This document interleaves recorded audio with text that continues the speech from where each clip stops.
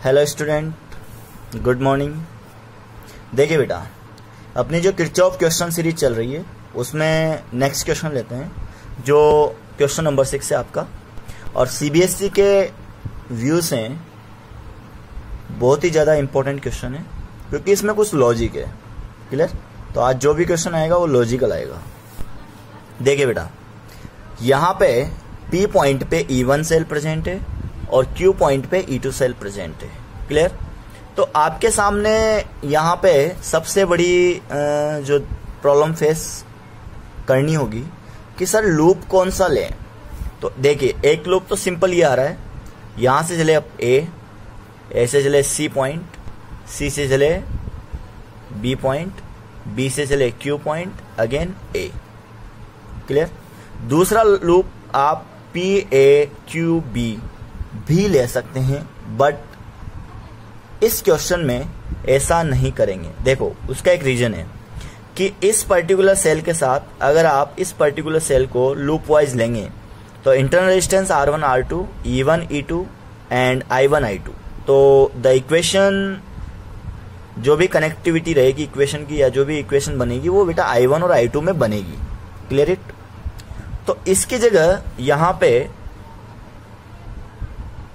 Loop 1 और loop 2 को denote करते हैं। देखिए, क्वेश्चन में आपको I1 और I2 फाइंड आउट करना है, देन अप्लाई करना है I1 plus I2 is equal to I3।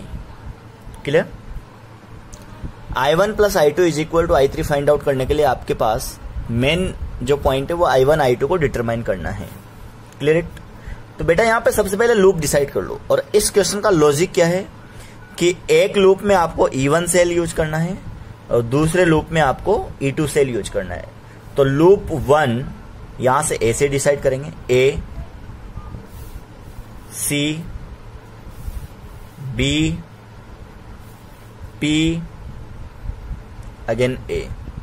ऐसा क्यों लिया? क्योंकि आपको अभी इस सेल को यूज करना है, इस ब्रांच का यहां पे कोई यूज नहीं है। Loop 2 A C B Q A। अब इस सेकेंड लूप में इस ब्रांच का कोई यूज नहीं है, ये ब्रांच यहां पे एक्टिव होगी। क्लियर? लिखिए, apply KVL in loop first A C B P A। First loop आपका डिसाइड हो चुका है। क्लियर? तो आप A से लेकर B ब्रांच में जो E2 सेल की है लाइन, उस E2 सेल की लाइन को आप नेग्लिजिबल मान के चलेंगे कि ये उपस्थित ही नहीं है यहाँ पे। लीजिए, E1 सेल है, इसका मतलब 6 वोल्ट, यहां से I1 करंट, कोई रेजिस्टेंस नहीं है, I3 रेजिस्टेंस। तो लूप चल रहा है इस केस में, I3 रेजिस्टेंस से पास होगी R से, तो plus 12 of I3। Clear? Again आप B पॉइंट पे चले गए, B पॉइंट से I1 करंट मिल रही है जो R1 में जा रही है, इसका मतलब प्लस 0.5 ऑफ I1। क्लियर? इसको थोड़ा सीक्वेंस में नोट कीजिए। 0.5 I1 प्लस 12, I3 को रिप्लेस कीजिए I1 प्लस I2 से। What is the finalised value? 0.5 addition with 12, तो 12.5 ऑफ I1 और plus 12 of I2। That is equation number first. यहां पे फर्स्ट इक्वेशन बन चुकी है और फर्स्ट इक्वेशन में आया है 6 is equal to 12.5 I1 plus 12 I2। Clear it?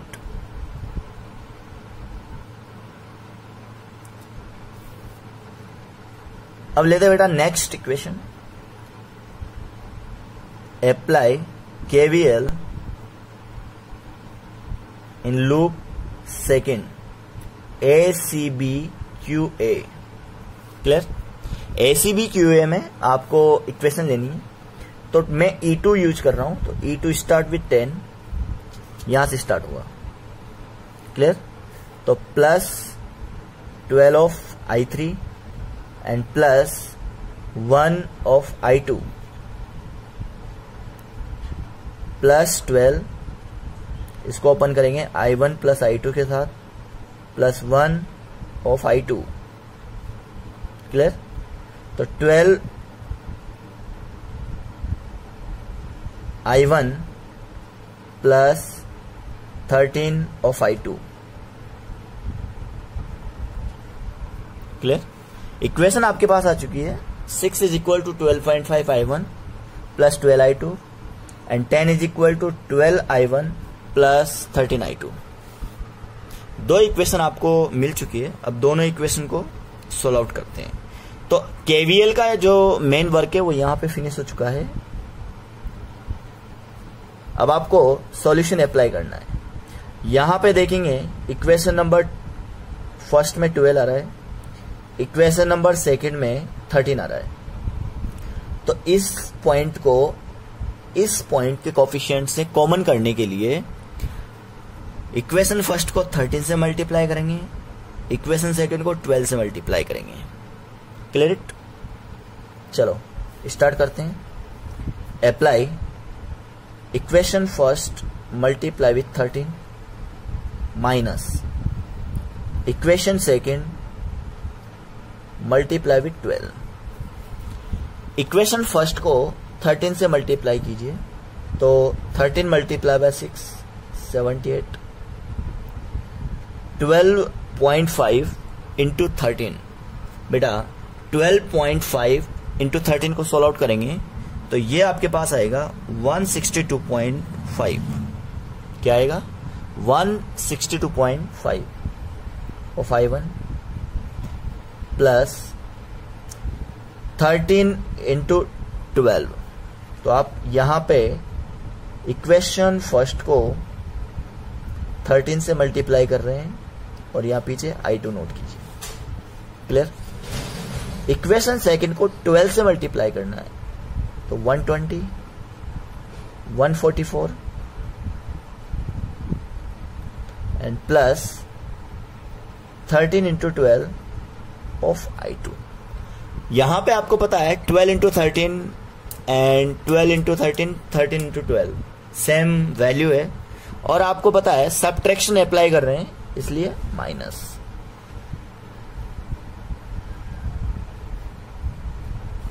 तो ये कट गया।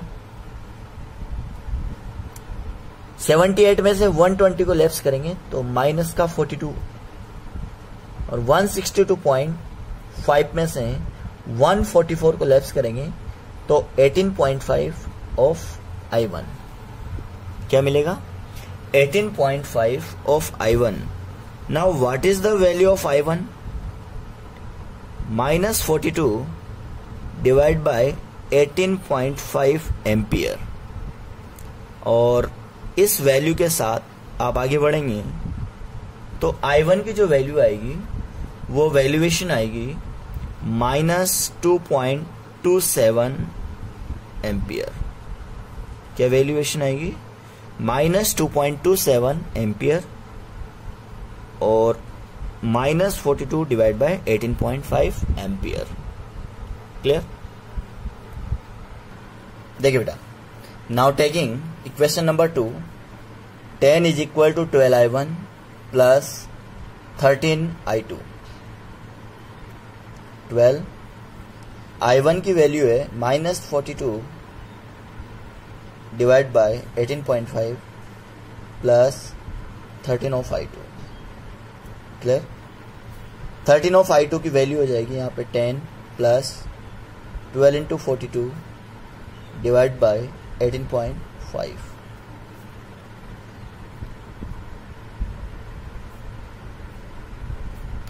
इसको अगर सोल्व आउट करते हैं तो 12 इंटू 42 दैट इज 27.24 यहां पर अवेलेबल होगा। The valuation is 37.24। What is the I2? 37.24 upon 13 ampere. Now I2 would be plus 2.86 ampere. Clear? Therefore I3 is equal to I1 plus I2 minus 2.86 ampere. Clear? तो I3 की जो valuation आपको मिलेगी यहाँ पे वो 2.86 माइनस 2.27 से फाइंड आउट करनी है। क्लियर है?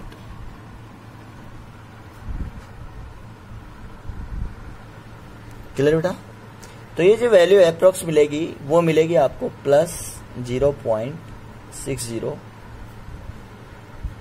एम्पियर। ये नियर बाय वैल्यू है, ठीक है।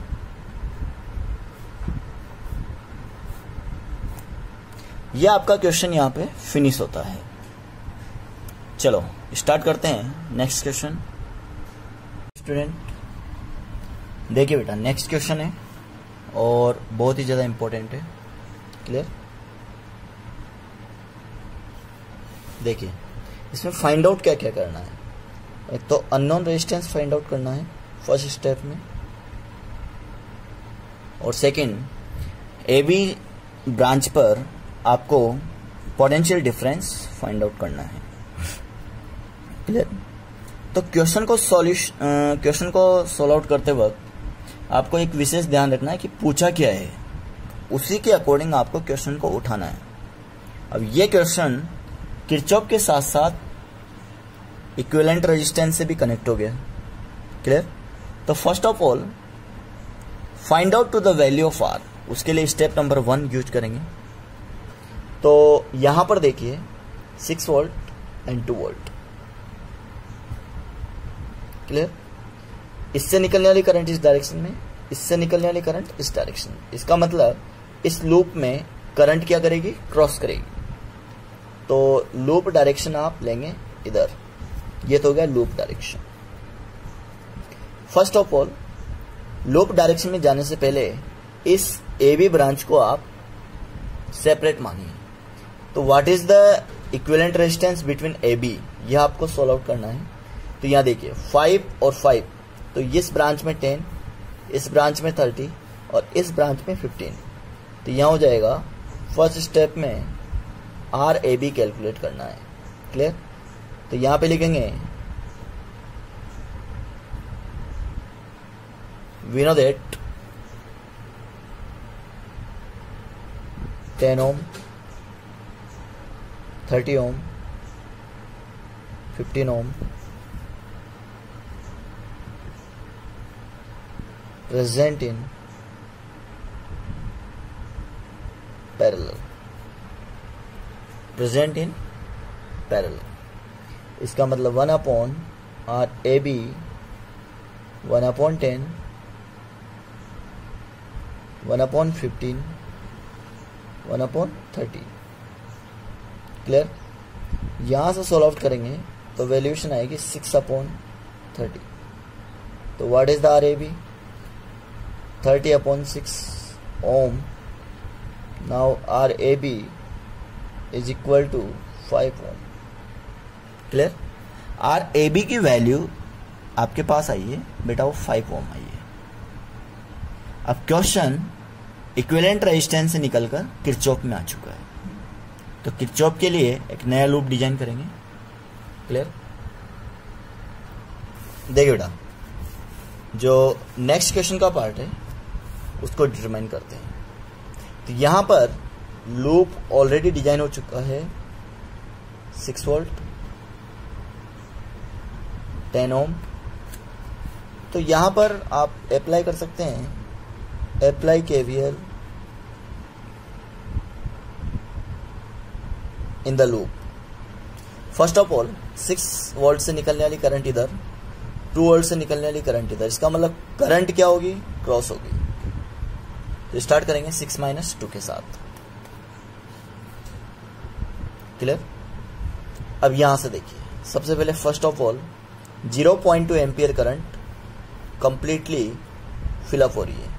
इसका मतलब first of all 5I plus IR plus 10I, ये हो गया 4, ये हो गया 15I plus IR। Clear? IR की वैल्यू होगी 4 minus 15 of I put I is equal to 0.2 ampere, तो ये हो गया 0.2, R is equal to 4 minus 15 into 0.2, 15 into 0.2 3 होगा, 4 minus 3 0.2 of R that is 1. Now R is equal to 1 upon 0.2 ohm. तो R की value यहाँ पर मिल चुकी है आपको 5 ओम. क्लियर? तो ये तो आपका स्टेप नंबर 1 कंप्लीट हो चुका है. अब स्टेप नंबर 2 की बात करते हैं. स्टेप नंबर 2 में पूछा गया है कि what is the potential difference at AB branch. Clear?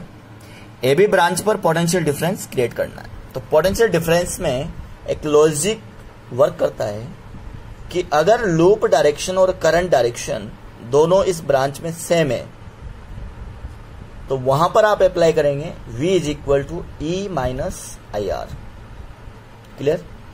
और लूप डायरेक्शन और करंट डायरेक्शन इस ब्रांच में अपोजिट होती तो वहां पे आप यूज करते V बराबर E प्लस IR, क्योंकि जो माइनस R था उससे माइनस IR रिप्लेस होगा तो प्लस IR में कन्वर्ट हो जाएगा. क्लियर बेटा? तो लिखिए पोटेंशियल डिफरेंस VAB बराबर E minus IR. AB branch है इसलिए AB का लेंगे.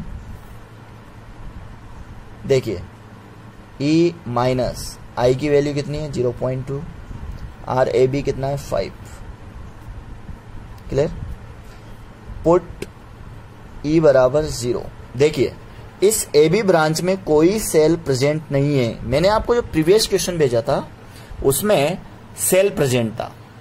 जो आपको कल की डेट का जो क्वेश्चन भेजा गया था उसमें सेल प्रेजेंट था, इसलिए E की वैल्यू पुट करी थी. तो यहां पर आ जाएगा आपका पास VAB is equal to 0 minus 0.5 into 5 1 that is volt. What is the value? VAB बराबर माइनस 1 वोल्ट. क्लियर? ये क्वेश्चन आपका यहाँ पे कंप्लीट हो चुका है. और बेटा आज के दोनों क्वेश्चंस CBSE में पूछे गए इंपॉर्टेंट क्वेश्चंस में है, तो आपको अच्छी तरह क्वेश्चन को समझना है, उसके बाद ही नोट करना है. ओके, लेते हैं नेक्स्ट क्वेश्चन. नेक्स्ट क्वेश्चन लिया जा रहा है, इसमें आपको current I1 and I2 find out करनी है. क्वेश्चन बहुत सिंपल है. क्लियर? स्टार्ट करते हैं लूप के साथ. देखिए इस पर्टिकुलर अबव लूप में जो अपर लूप है उसमें केवल 40 वोल्ट दिया हुआ है. इसका मतलब लूप ऐसे डिजाइन करना है. यहाँ पे 40 वोल्ट है तो 40 वोल्ट से करंट कहाँ जाएगी? इधर. यहाँ 80 वोल्ट है उससे करंट कहाँ जाएगी? इधर. इसका मतलब दोनों से निकलने वाली करंट सेम डायरेक्शन में है, तो आप हायर ऑथोरिटी बैटरी से क्या लेंगे? लूप लेंगे. स्टार्ट कीजिए. Apply KVL in loop first. देखिए यहां पे 40 है, EMF 40 हो गया. अप्लाई आपको यही करना है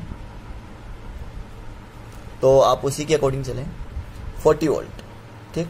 अब यहां से स्टार्ट करेंगे 40 से. तो इस ब्रांच में और इस ब्रांच में देखिए करंट यहां से देखिए लूप इधर जा रहा है, ऊपर वाला लूप लेंगे, ये लूप उधर जा रहा है. इसका मतलब प्लस ओम कितना है? 40. करंट कितनी है? I1 plus I2.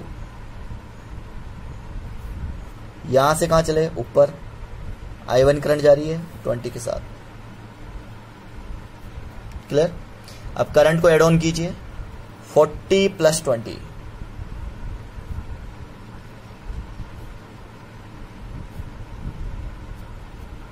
क्लियर? देखिए 0 से 0 अगर काटें तो 4 6 4 बचेगा. 2 से काटें तो 20 से काट दो तो 2 3 of I1 plus 2 of I2.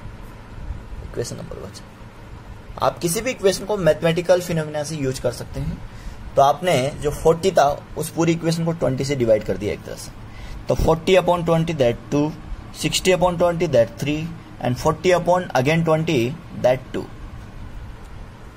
अब अप्लाई कीजिए अगेन KVL इन लूप 2। अब लूप 2 में आ जाइए, यहां से निकलने वाली करंट इधर फ्लो होगी, यहां से निकलने वाली करंट यहां फ्लो होगी। इसका मतलब दोनों करंट सेम डायरेक्शन में है। तो EMF स्टार्ट होगा 80 + 40।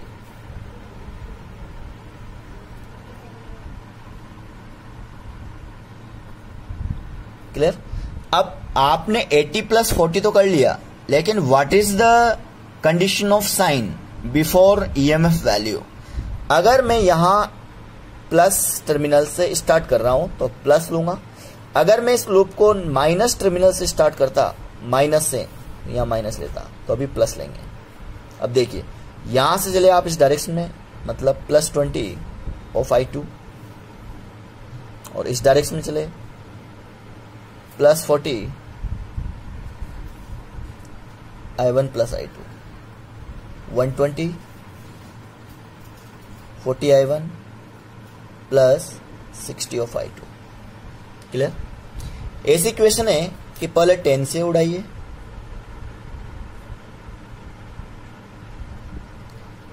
फिर आप इसे 2 से भी कैंसिल कर सकते हैं।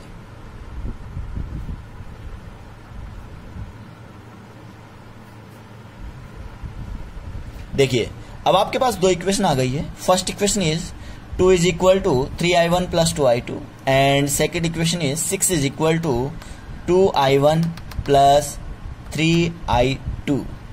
कोफिशिएंट ऑर्डर देख लीजिए, यहां पे 2I2 है, यहां पे 3I2 है। इसका मतलब दोनों के साइन प्लस है, तो अपने को सब्ट्रैक्ट करके कैंसिल आउट करना है। यहां इक्वेशन फर्स्ट को 3 से मल्टीप्लाई करेंगे, यहां इक्वेशन सेकंड को 2 से मल्टीप्लाई करेंगे। क्लियर? तब जाके I2 का कोफिशिएंट 6 होगा, और दोनों के आगे साइन प्लस है, इसलिए यहां पे सब्ट्रैक्ट करेंगे। अगर साइन अपोजिट होता तो एड ऑन करते। Start with application. तो लिखिए apply equation first into 3 minus equation second into 2। Clear? Equation first को 3 से मल्टीप्लाई कीजिए, तो 6 9I1 + 6I2। इसको 2 से मल्टीप्लाई कीजिए, 12 2 × 2 4I1 + 6I2।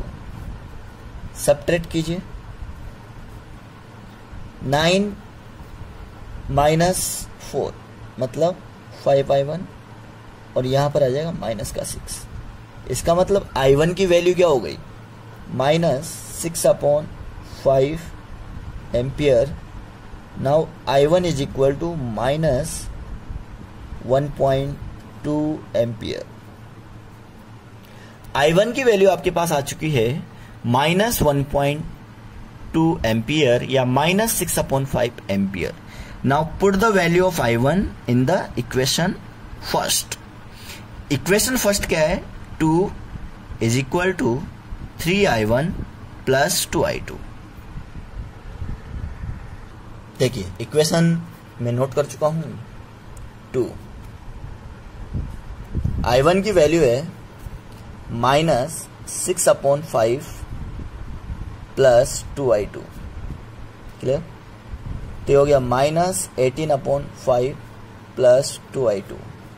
Now 2I2 = 2 + 18/5। ठीक, इसको सोल्व आउट करते हैं। 2I2 यहां देखिए, एलसीएम लेंगे तो 5 10, तो ये हो गया 28। देखिए, यहाँ 5 करेंगे, यहाँ आएगा 10, 28/5। तो I2 की वैल्यू हो जाएगी 28/10 ampere. Now I2 would be 2.8 ampere. Clear? तो यहां पर I1 की वैल्यू -1.2 आई है और I2 की वैल्यू +2.8 एम्पियर आया। अब बेटा इसके बाद कुछ क्वेश्चन मैं आपको होमवर्क में भेजूंगा जो आपको सोल्व आउट करना है, और उसमें एनसीईआरटी का क्वेश्चन भी रहेगा जो वेरी वेरी इंपॉर्टेंट है। अब उस क्वेश्चन के बारे में आपको यहीं पे एक्सप्लेन कर देता हूं कि क्वेश्चन के अंदर लूप लिया गया है। क्लियर? देखिए, क्वेश्चन के बारे में यहां पर बोल रहा हूं मैं कि उसमें लूप लिया गया है। तो दो ऐसे लूप हैं जिसमें बैटरी नहीं है, इसका मतलब ईएमएफ साइड 0 लेंगे, और जो थर्ड लूप लिया गया है उसमें बैटरी है, इसका मतलब उसमें समेशन ऑफ ई की वैल्यू दी गई बैटरी के अकॉर्डिंग लेंगे। अगेन सोल्व आउट करना है और सॉल्यूशन के साथ मैं आपको भेज रहा हूं, तो सॉल्व करने के बाद आपके सेम ऑर्डर में क्वेश्चन को लेना है। क्लियर? तो किरचॉफ एक इंपॉर्टेंट पार्ट था जो यहां पे फिनिश हो गया है। अब बेटा नेक्स्ट क्वेश्चन लेंगे, एक जनरल थ्योरी ऑफ इलेक्ट्रिसिटी जो आपने 10th क्लास में पढ़ी है, और उसके बाद Wheatstone bridge plus meter bridge plus potentiometer with assignment.